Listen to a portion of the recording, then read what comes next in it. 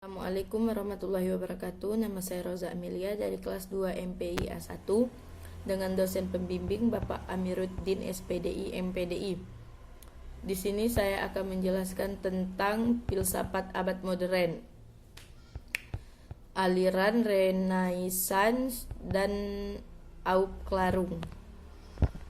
Runtuhnya kebudayaan abad pertengahan disusul oleh periode pertentangan, pemisahan, dan perubahan-perubahan mendalam dalam bidang politik, ekonomi, dan agama. Periode Renaissance, reformasi dan rasionalisasi merupakan peralihan ke arah dan juga permulaan zaman modern. Pada masa abad modern ini, pemikiran filsafat berhasil menempatkan manusia pada tempat yang sentral dalam pandangan kehidupan, sehingga corak pemikirannya antroposentris, yaitu pemikiran filsafatnya mendasarkan pada akar pikir dan pengalaman.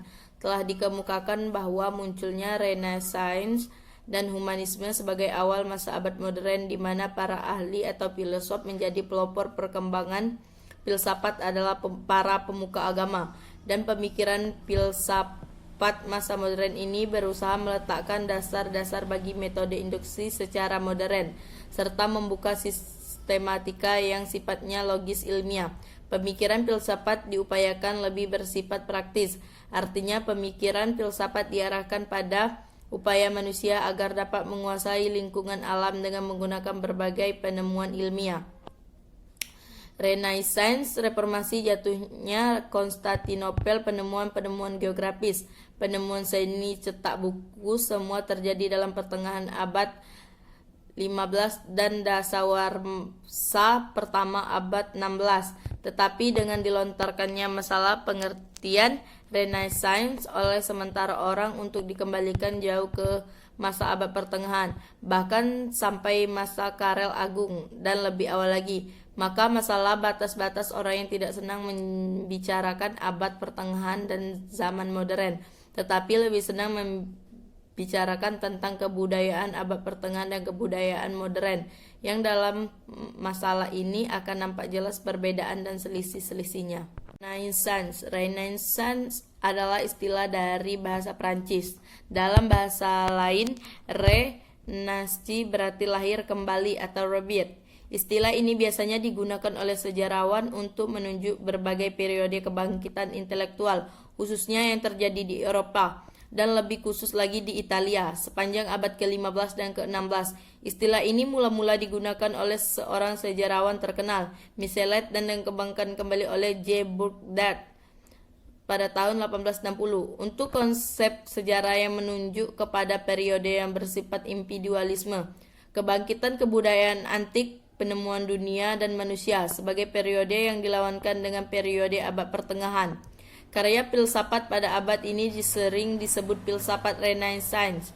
Selama abad ke-14 dan ke-15 di Italia muncul keinginan yang kuat akan penemuan-penemuan baru dalam seni dan sastra. Mereka telah melihat pada periode pertama bahwa kemajuan itu telah terjadi.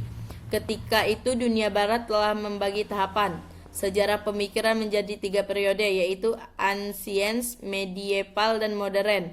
Pada zaman Ancients atau zaman kuno itu, melihat kemajuan manusia telah terjadi, kondisi itulah yang hendak dihidupkan. Zaman Renaissance rupanya dianggap juga sebagai suatu babak penting dalam sejarah peradaban. Voltaire, orang yang membagi sejarah peradaban, menganggap Renaissance merupakan babak ketiga dari keempat babak itu.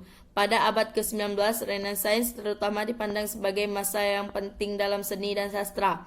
Menurut Jules Michelet, sejarawan Prancis terkenal yang telah disebut di atas, Renaissance ialah periode penemuan manusia dan dunia. Dialah yang mula-mula menyatakan bahwa Renaissance lebih dari sekedar kebangkitan peradaban yang merupakan permulaan kebangkitan dunia modern.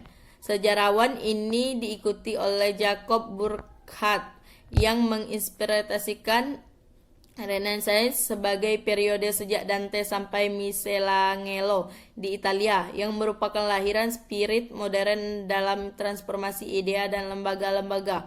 Pendirian Burckhardt ini kelak dikenang oleh orang-orang yang mempelajari abad pertengahan. Zaman Aufklärung ini dikenal dengan zaman pencerahan atau zaman budi. Aufklärung merupakan kelanjutan dari Renaissance. Kalau Renaissance dipandang sebagai peremajaan pikiran, maka Aufklärung menjadi masa pendewasaannya. Dalam zaman ini juga banyak muncul tokoh-tokoh filsuf. Umumnya tokoh-tokoh ini mendasarkan pengetahuannya pada pengalaman nyata, sehingga mengarah kepada realisme yang naif, yang mengakui kebenaran objektif di atas dasar pengalaman yang tanpa penelitian lebih lanjut. Tetapi kenyataan ini berubah ketika filsuf Jerman Immanuel Kant muncul yang mencoba menciptakan suatu sintesis dari rasionalisme dan empirisme, sehingga ia dianggap sebagai filsuf terpenting zaman modern. Keberagaman pemikiran yang berkembang melahirkan berbagai pemahaman dan kepercayaan masing-masing, mulai membentuknya menjadi semacam paradigma yang diakui dan diterima oleh sebuah kelompok. Paradigma yang diakui inilah muncul dan menjadi semacam sekte atau aliran-aliran dalam perkembangan filsafat barat. Baiklah, itulah yang dapat saya sampaikan. Kurang dan lebihnya saya mohon maaf. Saya akhiri. Wassalamualaikum warahmatullahi wabarakatuh.